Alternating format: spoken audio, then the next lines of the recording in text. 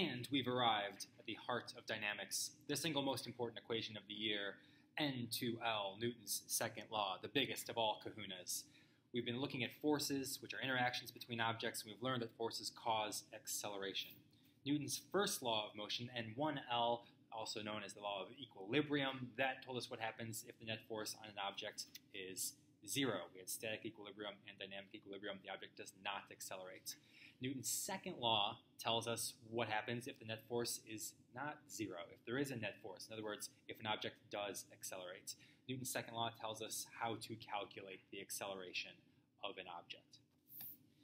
And it comes from these two principles we've discussed so far, observational principles. One, forces cause acceleration. They are the cause.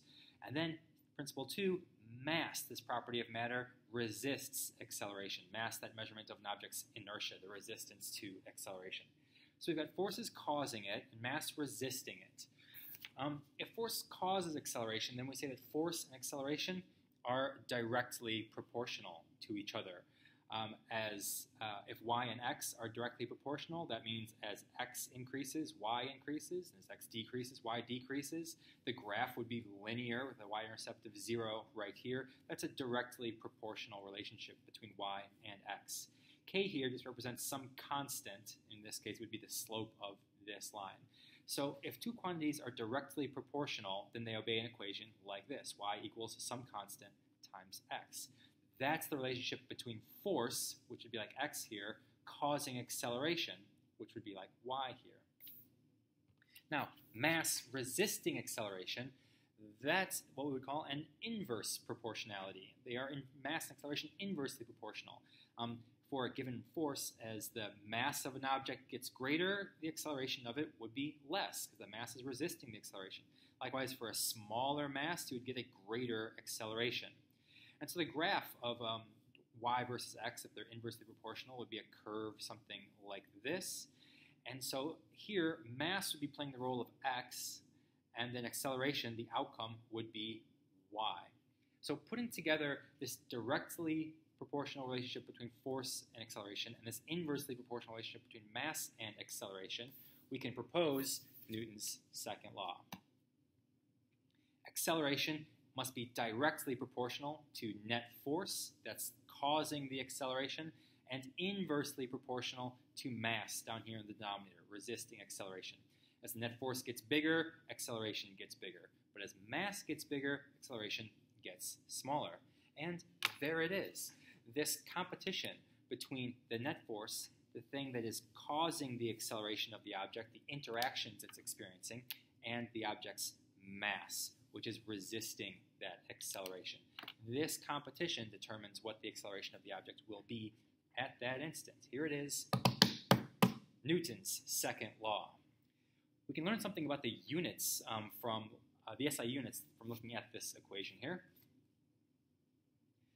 Acceleration we measure in meters per second squared, forces in newtons, and mass in kilograms. So what this equation tells us is that a newton divided by a kilogram is equal to a meter per second squared. You can convert between units using Newton's second law.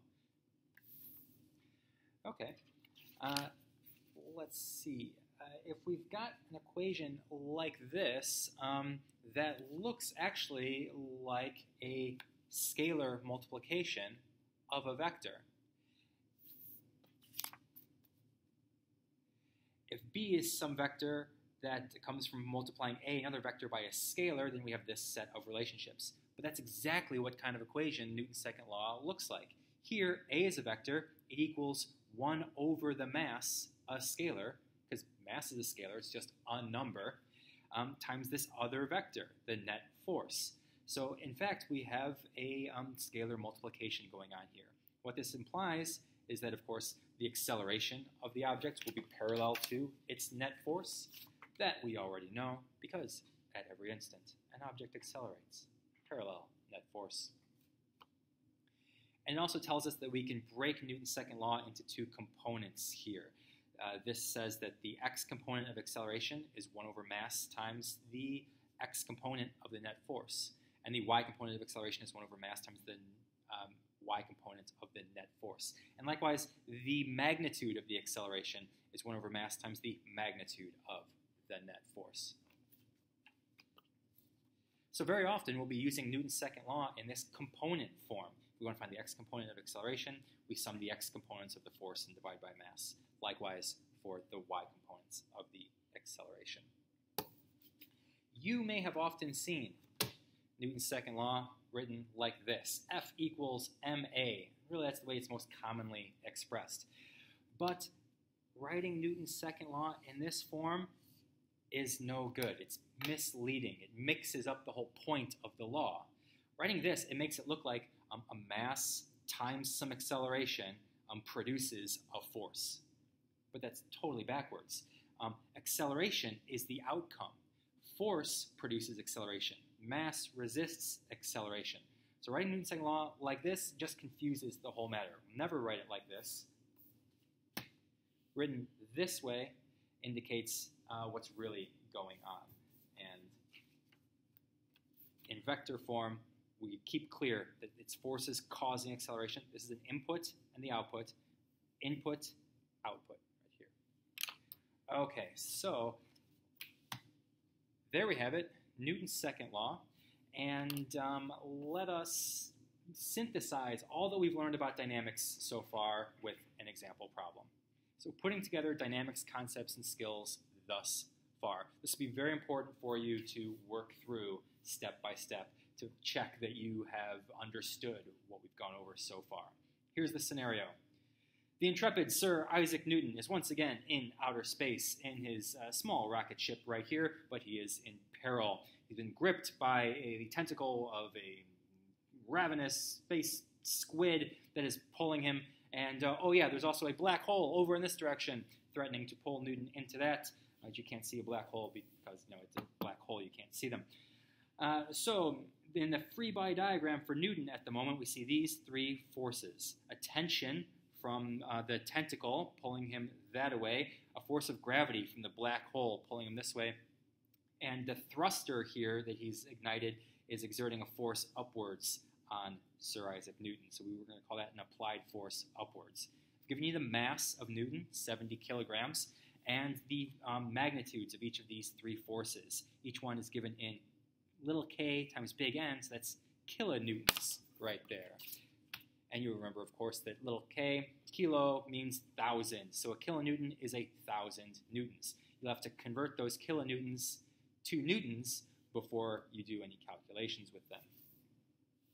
And I've also given you these two angles right here, the directions of those two forces. We don't have grid paper here, so we can't rely on counting grid spaces to figure out the numerical values of the components of these forces. You'll have to use good old trigonometry to calculate the x component of each force and the y component of each force. And that's the first task I would like you to do. Find the net force on Newton in the x direction and the net force on Newton in the y direction. We have usual x, y axes over here. So start with just that part.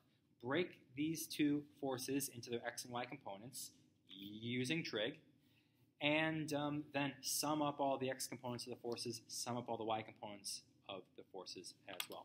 Pause the video, do that now. I'll check in with you in a moment.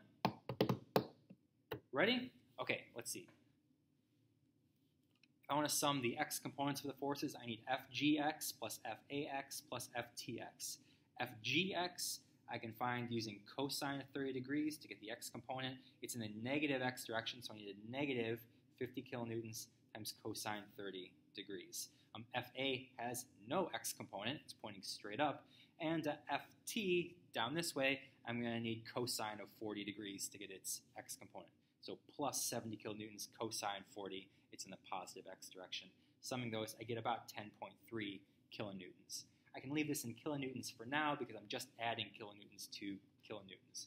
When we use Newton's second law in a moment, then I'll have to convert this from kilonewtons to newtons. Okay, likewise in the y direction here. Fgy, that is in the negative y direction, so a negative 50 newtons times sine of 30 to get that component. Fa is straight up in the positive y direction, 40 kilonewtons, and Fty down in the negative y direction, so negative 70 sine of 40 degrees to get this sum right here, negative 30 kilonewtons.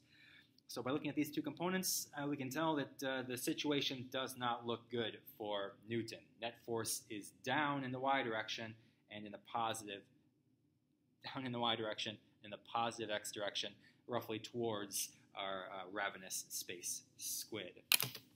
Let's draw that force vector to visualize exactly how dire the situation is.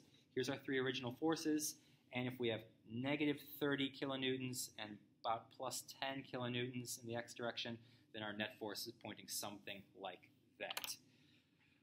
Next steps will be to find Newton's acceleration. I want you to find the following: the x and y components of the acceleration, the magnitude of the acceleration, and then the direction of that acceleration. In particular, I want you to find this angle theta right here as a way of indicating the direction. So pause the video and use Newton's second law to do all three of these things. By the way, there's more than one way to do each of these things. I'll show you multiple methods for each one. Okay, pause the video, do 2, 3, and 4 here, and check in with me when you're done. Ready? Okay, number 2, the x and y components of the acceleration. That's exactly what Newton's second law is for. Here we've written it out in component form. Where's my component form? That right there, in component form, we took the net force x component divided by the mass of Newton, convert that from kilonewtons to newtons to get 147 meters per second squared approximately as the x component of acceleration.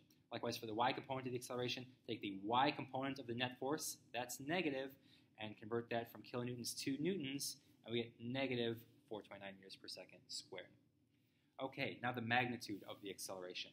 Two ways to do that. By the way, pause the video if you haven't done this part already.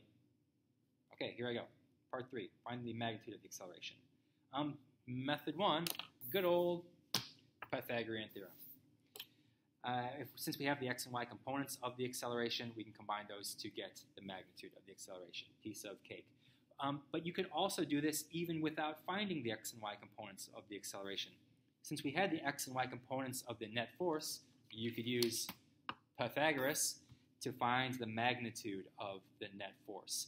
And then use Newton's second law to compare the magnitude of the acceleration to the magnitude of the net force right here. Just divide that by the 70 kilogram mass of Newton to get, of course, the same result here and here. So two methods of finding that magnitude of acceleration depending on what information you have and what information you use. Okay, finding the direction here. A little trig helps out. And of course, remembering that opposite interior angles are congruent. You can see from this diagram that this angle right in here, that little angle is the same as this angle right there because these are opposite interior angles. So really I want to find this angle right there and make use of our knowledge that the acceleration of Newton will be parallel to the net force acting on Newton. And so this angle here is the same as this angle here, same as this angle, same as that angle. These are similar triangles for acceleration and net force. So I can find that angle by taking the arctangent of AY over AX and get about 71 degrees. Or another method, since they're the similar triangles, I could instead use the components of the net force. This theta is arctan of net force Y component over net force X component and get 71 degrees that way as well. Huzzah!